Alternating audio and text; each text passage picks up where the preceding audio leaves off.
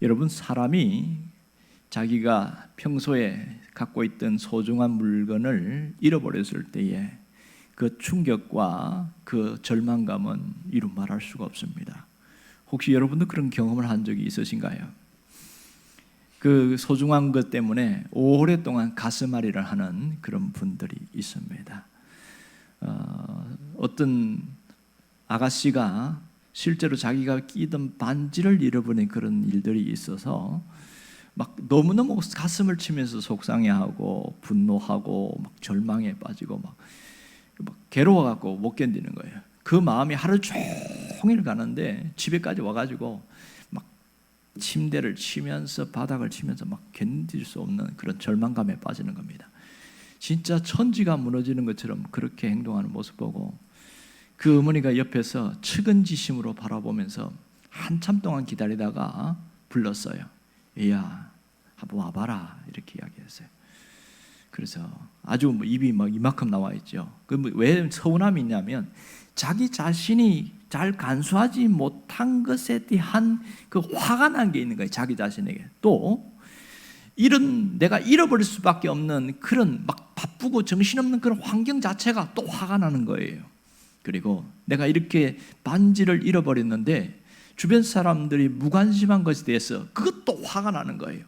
너무너무 속상한 거예요. 자기 자신도 그렇고 사람도 그렇고 다 막 그래서 모든 삶이 다 뒤틀리고 무너지는 그런 모습이 있습니다. 그래서 어머니가 뭐라고 그러냐면 앉혀놓고 한번 생각해봐라.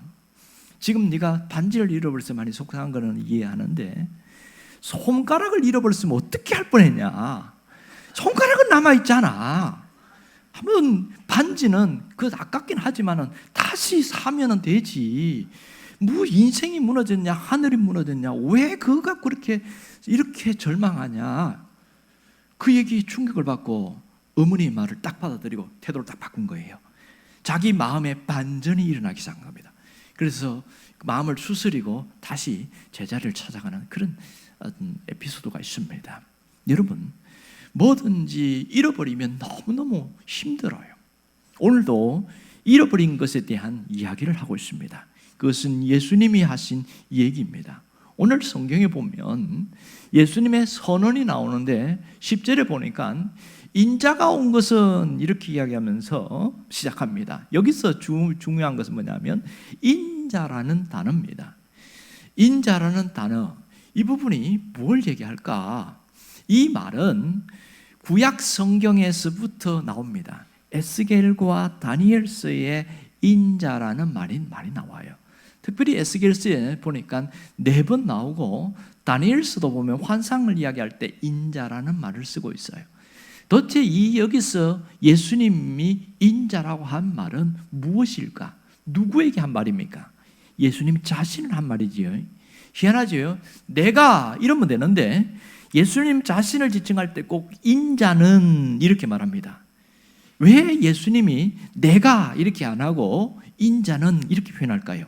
여기에는 중요한 의미가 있기 때문에 그렇습니다. 그것은요, 예수님이 사역과 관련된 이야기를 할 때에는 인자는 이런 표현을 쓰고요, 또 예수님의 어떤 오신 목적과 관련된 이야기를 할 때는 인자는 이런 말을 썼습니다. 마가복음 10장 45절인가요? 그것도 보면 인자가 온 것은, 여기 똑같은 표현을 쓰고 있어요. 거기는 섬김을 받으려 함이 아니요 섬기려 함이다 이렇게 이야기했고, 여기서는 잃어버린 자를 찾으려 합니다 이렇게 말합니다. 자, 그렇다면 인자가 오신, 예수님 오신 목적은 뭐라고요? 잃어버린 자를 찾으려 합니다 그랬습니다. 그럼 도대체 잃어버린 자라, 이 부분을 한번 봐야 되겠어요. 왜 삭개오에 대한 얘기를 하면서 잃어버린 자다 이렇게 표현할까요? 삭개오가 뭘 잃어버렸기 때문에 잃어버린 자라고 이야기합니까? 그가 돈을 잃어버렸습니까? 재산을 잃어버렸습니까? 건강을 잃어버렸습니까? 아니면 자식을 잃어버렸습니까? 아니면 부모님을 잃어버렸습니까?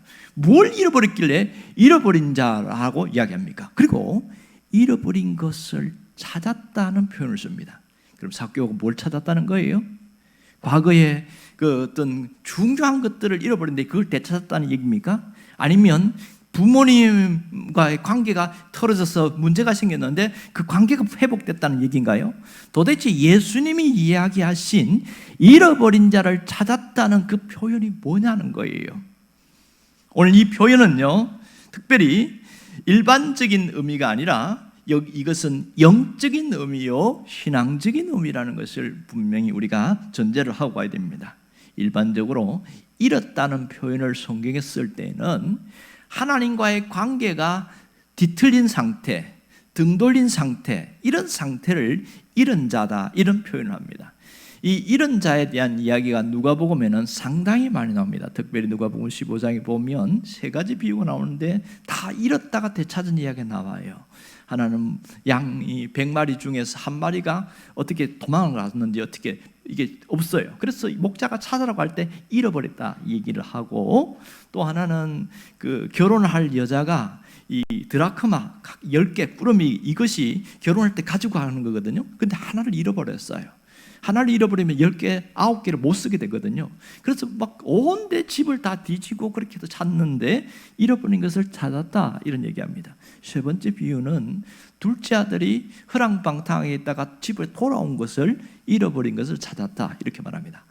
그런 거 보면 잃었다는 것은 바로 뭔가 손실이 입었고 영적인 면에서 큰 어려움이 있었는데 다 찾았다는 것은 회복이 되었다, 이런 뜻이 되겠죠. 그러니까 좀 더 깊은 의미로 말하면 예수님과의 관계가 회복되었다, 하나님과의 관계가 회복되었다, 모든 방황이 끝나고 되돌아왔다, 이런 얘기가 되겠죠. 좀 더 이걸 쉽게 이야기하면 이런 거예요.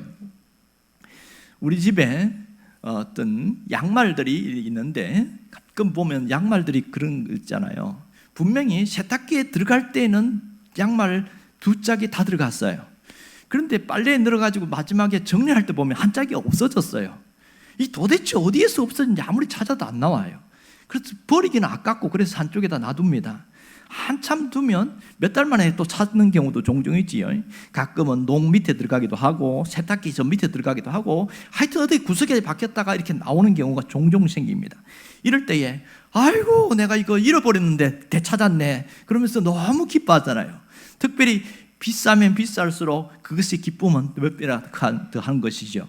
이게 바로 잃어버린 것을 되찾았다는 얘기입니다. 그러니까 예수님이 삭개오를 향하여 잃어버린 것을 찾았다고 하는 것은 그의 자기 자신, 삭개오 자기 자신의 인생, 잃어버린 것을 회복했다, 되찾았다, 그런 것을 알 수 있습니다. 자기의 정체성을 찾았다는 얘기가 되겠지요.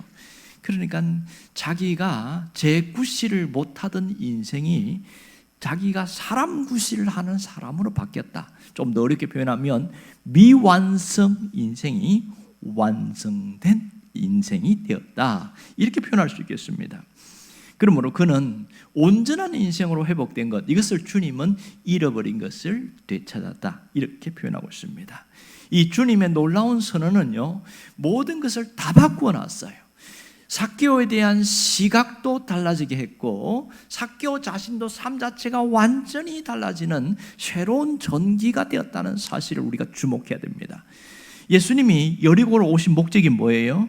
잃은 자를 찾기 위해서 오셨습니다. 그가 누굽니까? 삭개오라는 것을 말하고 있습니다.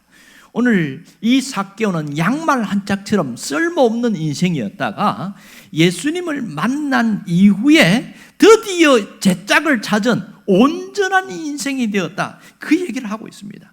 그래서 그 잃어버린 그 자를 찾기 위해서 주님이 일부러 여리고로 왔다는 사실을 주목해야 됩니다. 여러분, 누구든지요, 쓸모없는 인생이라 할지라도 예수님을 만나면 이 삭개오처럼 온전한 인생이 된다는 사실을 주목하시길 바랍니다. 놀라운 것은 삭개오를 밖에서 만났을 뿐만 아니라 그의 집에까지 가셨어요. 왜 갔을까요? 그 집 안에도 이런 자들이 있기 때문에 그렇습니다.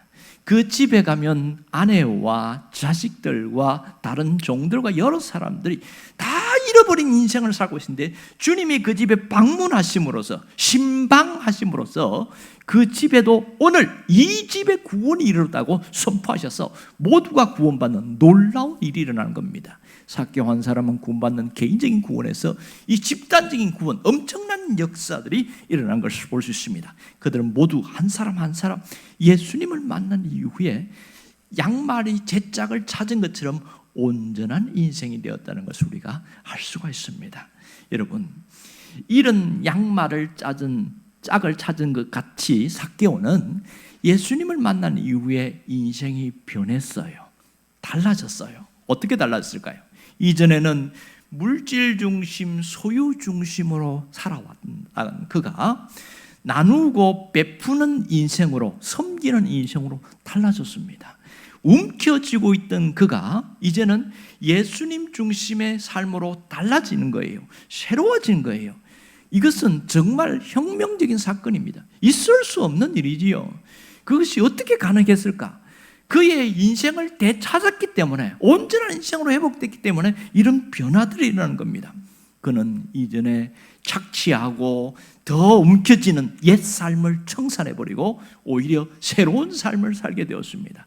이 삭개오의 변화는 여리고 전역에 놀라운 새바람을 일으켰습니다. 세리에 대한 시각과 시선, 이것을 다 바꾸는 것이 삭개오 한 사람 때문에 나타나는 겁니다. 물론 전부 다 그렇게 한 건 아니지만 어쨌든 삭개오의 행동은 많은 사람들에게 큰 충격을 줬습니다. 여기서 삭개오를 통해서 알 수 있는 게 뭐예요?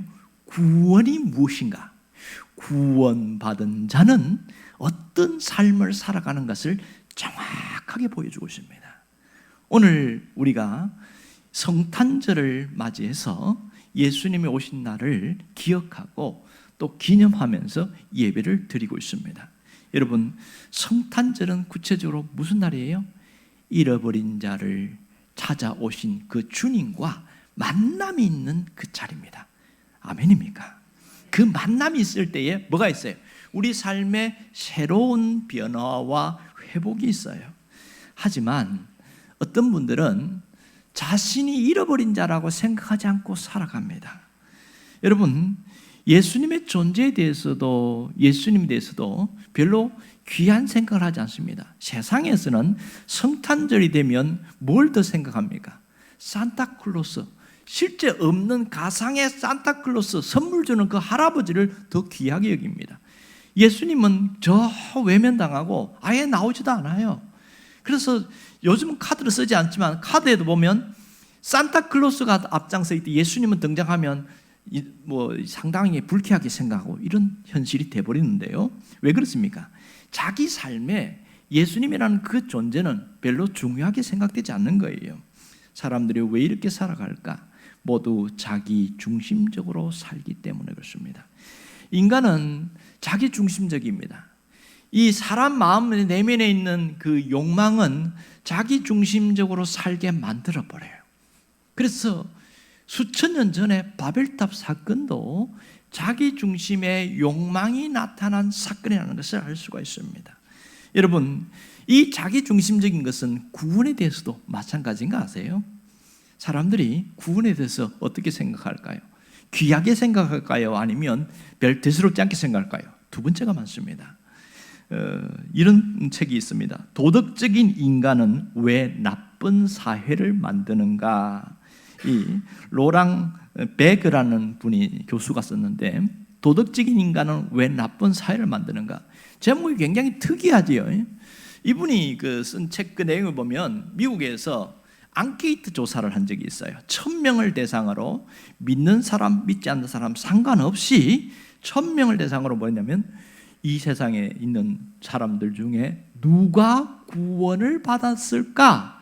여러분의 생각을 한번 표현해 보세요 하고 쓰게 했어요. 그랬더니 놀라운 것은요, 마더 테레사가 79%가 나온 거예요. 그러니까 1000명 중에 790명이 마더 테레사는 아마 천국을 갔을 것이다, 구원을 받을 것이다, 이렇게 얘기하는 거예요. 제 2위가 누군지 아세요? 살아있는 마이클 조던입니다. 마이클 조던은 65%를 받았습니다. 650명이 이 사람은 천국을 갔을 것이다, 이렇게 해서 표현한 거예요. 세 번째 3위가 누구냐면은 다이애나 왕세자비였습니다. 60%의 어떤 퍼센트가 있습니다. 근데 놀라운 것은 마더 테레사보다 더 높은 수치의 점수를 받은 사람이 있습니다. 자, 마더 테레사가 79%라고 그랬잖아요. 그런데 이 사람은 무려 87%를 받았습니다. 이 사람이 누굴까요? 사람이 누가 구원을 받을 수 있겠나 이렇게 물었더니 자기 자신이라고 생각해요. 87%가 나 자신은 구원을 받을 것이다 이렇게 썼다는 거예요. 이 헌신적인 삶을 살았던 테레사보다도 자기 자신이 훨씬 더 높은 점수를 준 것으로 보면 사람 속에는 자기 중심성이 있다는 것을 알 수 있습니다. 구원에 대해서도 자기 중심적으로 생각을 하더라 이런 얘기가 되겠지요. 여러분, 이 구원을 자기가 유리한 방향으로 이야기를 하고 있는데 정말 신앙생활에서 구원을 빼면 어떻게 될까요? 아무것도 아니에요. 신앙생활의 가장 중심에는 구원 문제가 굉장히 중요합니다. 그런데 살아가는 삶에는 구원 문제가 우리 삶에 아무런 영향을 주지 않습니다.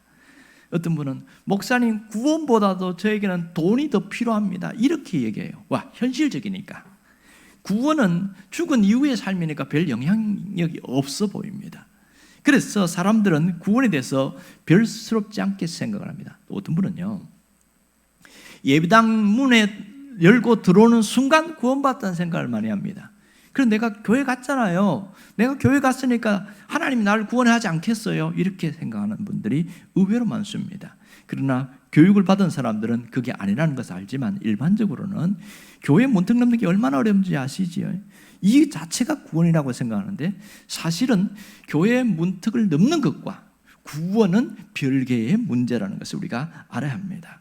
여러분, 구원받은 자들은 이 문제가 심각하지 않습니다. 하지만 이 부분이 불분명한 사람들은 심각한 그때가 옵니다. 그때가 언제일까요?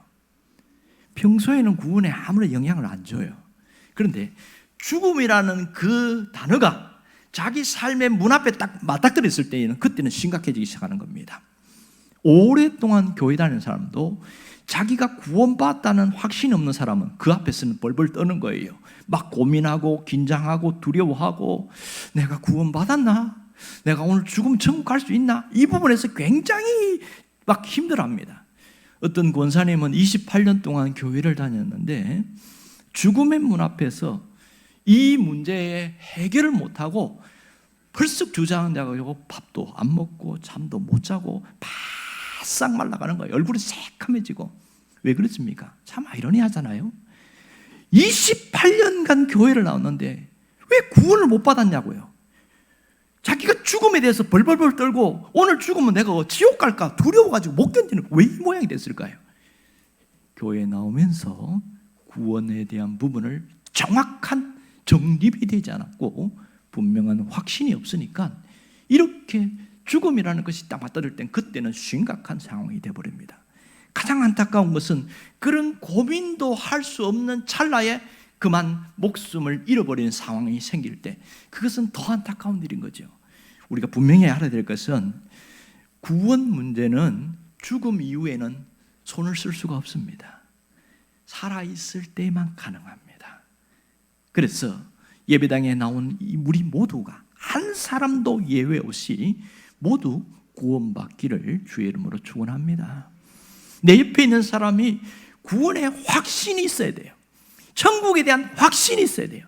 이것이 왜 중요한지 아세요? 삶에 뒤틀림이 올 때에 나의 신앙을 바로 잡아주는 것이 구원의 확신이기 때문에 그렇습니다. 이 구원에 대해서 분명하지 않은 사람들은 어떻게 사는 줄 아세요? 물질 중심, 소유 중심으로 살아갑니다. 왜냐하면 내세가 자기에 와닿지 않기 때문에 현세에 몰두해서 거기서 집중하고 집착하면서 살아가는 거예요. 그러니까 그분의 모든 생각은 이 땅의 삶이에요. 이 땅에서 잘 먹고 잘 살고 즐기고 놀면 끝이야. 그게 모든 것이 되어버리니까 정작 죽음이라는 것 자기 문 앞에 딱 왔을 때는 그때는 덜컥 겁이 나는 거예요. 야, 이거 어떻게 되나?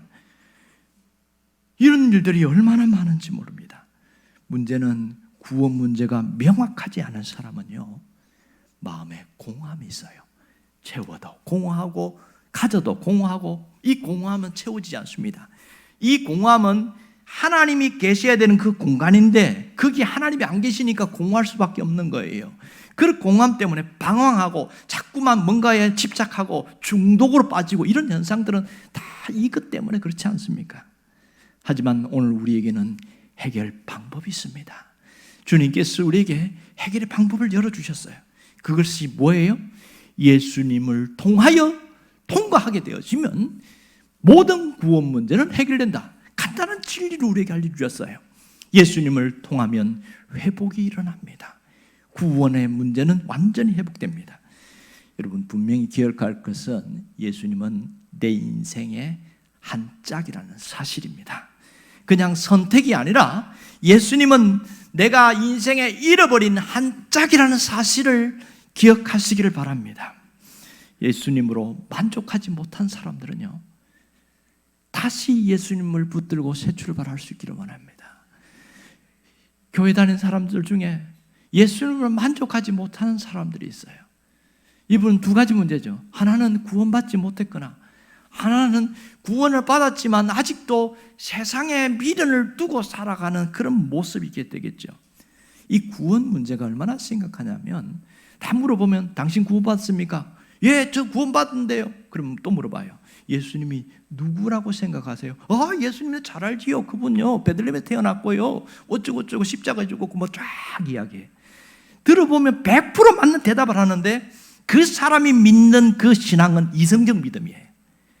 그가 구원을 말하는데 이성적인 고백을 하는 겁니다. 이성적인 고백이 자체가 나쁜 건 아니에요. 여기서 그치니까 문제죠. 왜 그래요? 이성적 고백은요, 우리가 고난을 당하거나 환난이 올 때에 여지없이 무너집니다.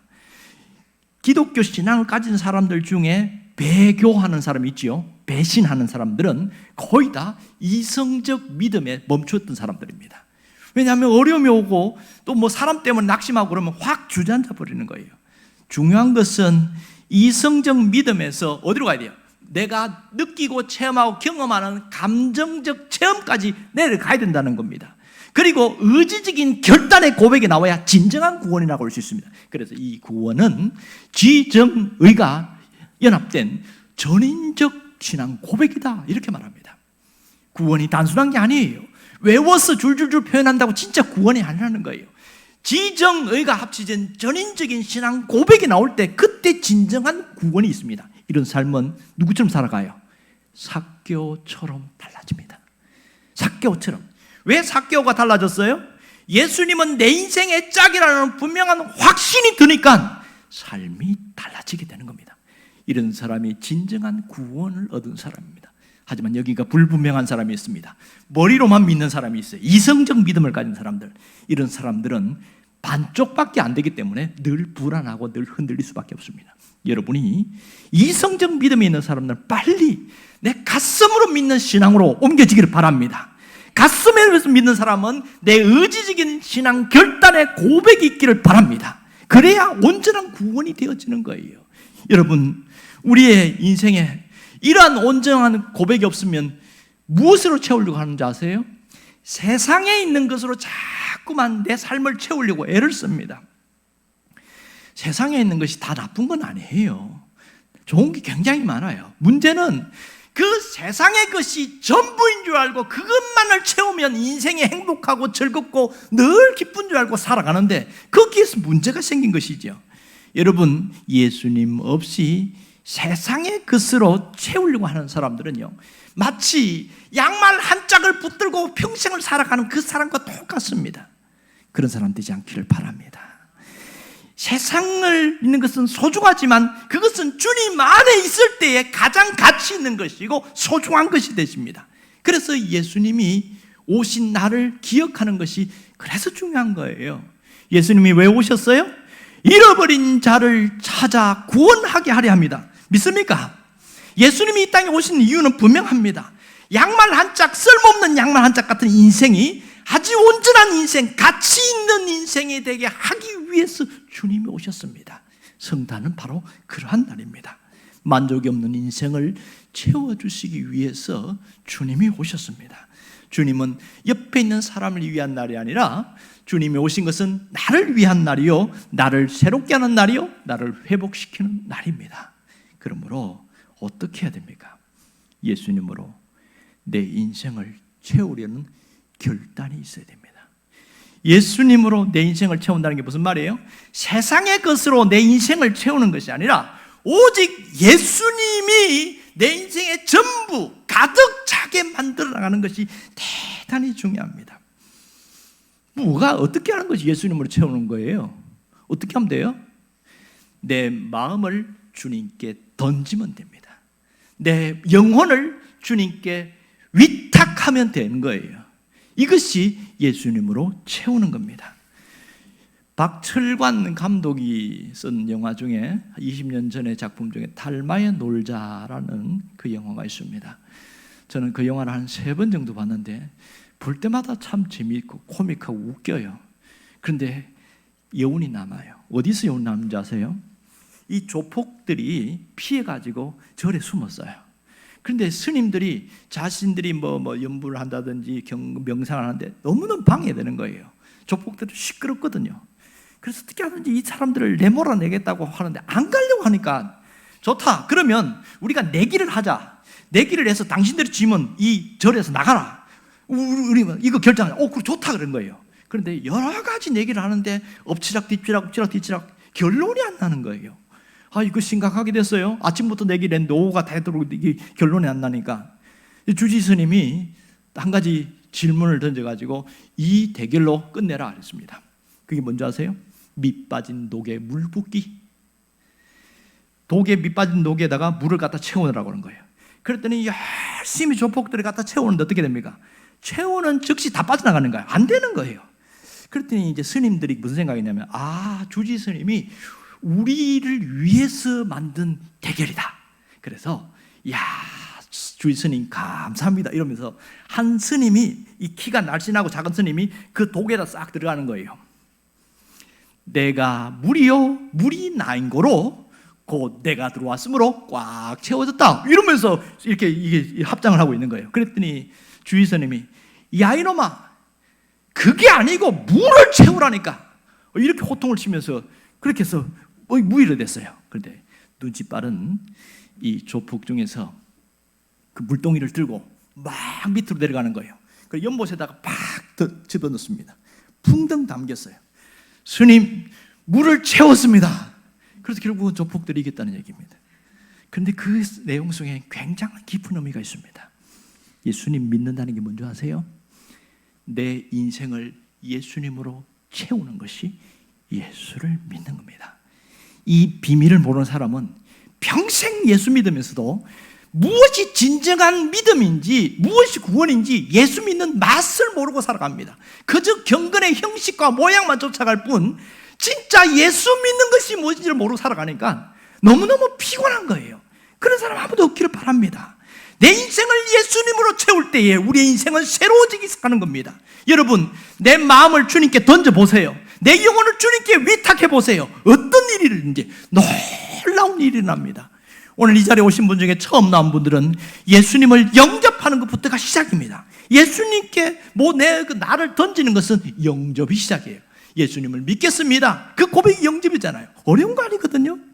예수를 믿은 사람들에게는 무슨 의식이 있어야 돼요? 이 세상에 예수보다 소중한 것은 없다. 그 가치관이 심어지지 않은 사람들은 여전히 세상 것에 동경을 하고 그것으로 채우려고 합니다. 여러분 달라지기를 원합니다. 예수님이 가장 소중한 분으로 채워지기를 원합니다. 이렇게 결단하는 사람들은 삭개와 같은 마음, 삭개와 같은 선언, 삭개와 같은 변화가 일어납니다.